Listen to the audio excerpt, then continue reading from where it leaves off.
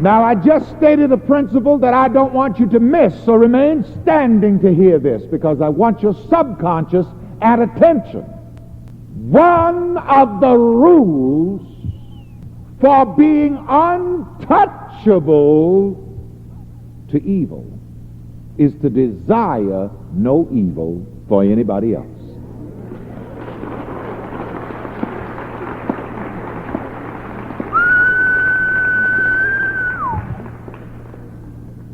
If you have in your heart a desire of evil or hurt or harm or negativity concerning anybody, that desire will be an opening, a hole in your mind through which evil will come into your life.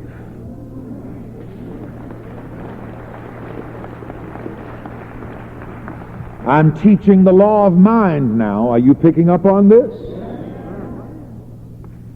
Evil can only operate where evil is believed in or desired.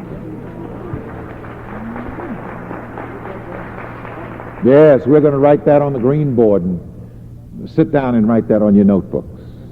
And repeat it after me while you're doing it. Evil can only operate where evil is believed in or desired for oneself or another. So you see, it isn't enough for you to desire good for yourself only. You must desire good and only good for yourself and who else? Everybody else. That's the way you wipe out your enemies. Because when you desire good and believe only good for yourself and everybody else, then evil can't operate against you, and you realize that nobody can be your enemy. You have destroyed your enemy. You wiped out every enemy.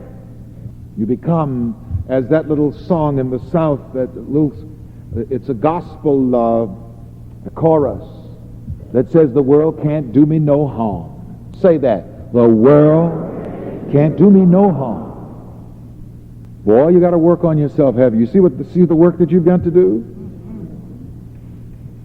All right, some of you holy righteous folks will think you're getting around me, but I'm going to read you now. Are you ready? Also, if you have an attitude when something bad happens to so-called bad people, and you have an attitude, serve them right, that will also serve you.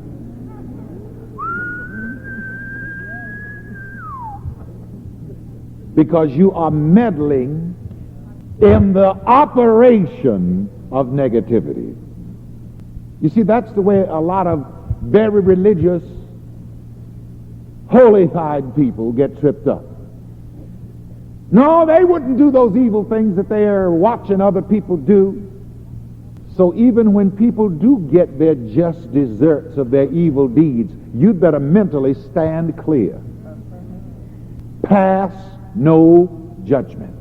It has been beautifully said, and I quote, "Let your judgment lie still, and you will not have to suffer." Repeat it after me.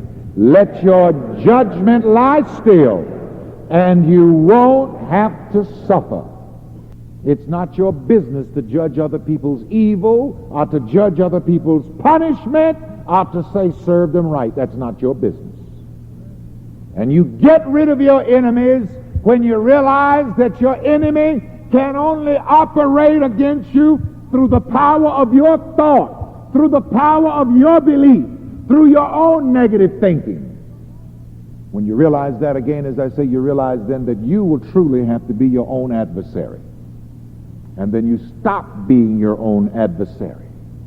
You stop being an enemy to yourself in your mind by wicked works. Then you have destroyed all enemies. The Master Jesus goes on to say in this passage of Scripture that you are to agree with your adversary when? Quickly! While you are in the way with him. Watch these old long-standing, drawn-out, haggling arguments and disagreements. Yang, yang, yang, yang. You. I never did have the stomach for that. I knew two women when I was growing up who just loved to argue for some reason. Both lived in the same house. They'd go to bed arguing, wake up arguing, argue all day and go back to bed arguing, argue. And their rooms were next door to one another with a door between them. And while they were in bed, they'd argue back and forth. Wake up in the morning drinking their raw coffee.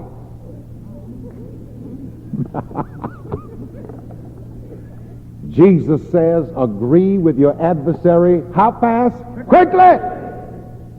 That's why I don't care what you do, I don't care what you say, you are not going to suck me into your arguments. Hear that, church people? You got an argument around here and you don't resolve it quickly, there's some bars on corners up and down here. Go on in the bar and get your guts full of liquor and argue and fight it out in there. I've got more admiration. I've seen it, you know, people who'd argue and fuss and fight, you know, and then they'd argue and whoever won, they'd get up and hug each other, shake hands. Slug it out and it's over. But boy, you get church folks or religious folks. Yeah.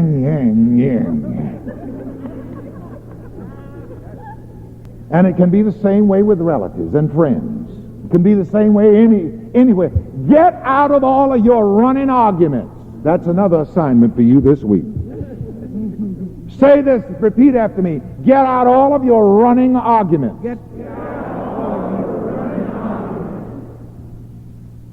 God bless, not calling any name.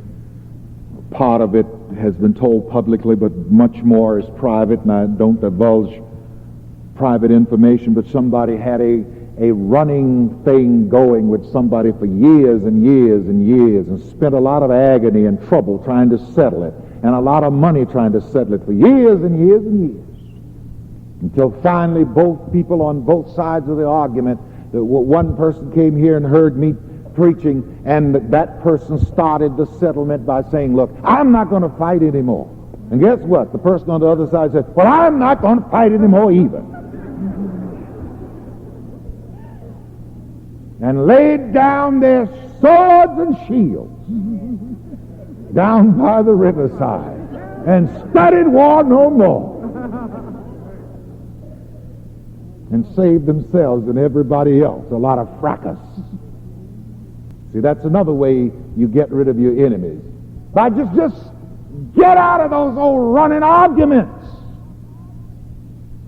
Because it's nothing but the ego that wants to keep something going all the time. And examine yourself to see if you go around with a chip on your shoulder.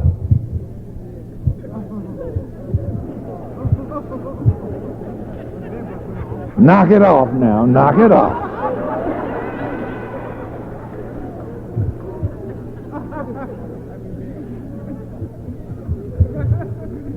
Because if you go around with a chip on your shoulder, you'll find a whole lot of people just ready to knock it off.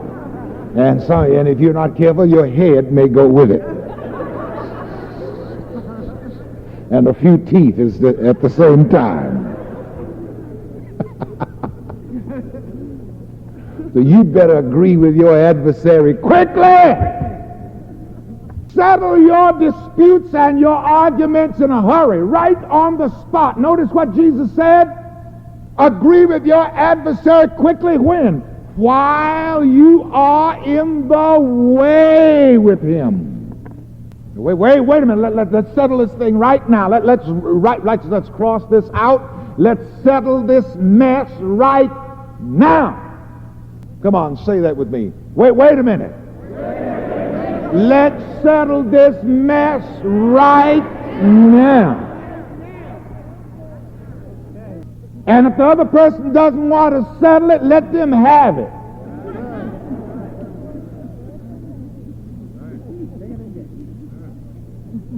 Don't bring it here.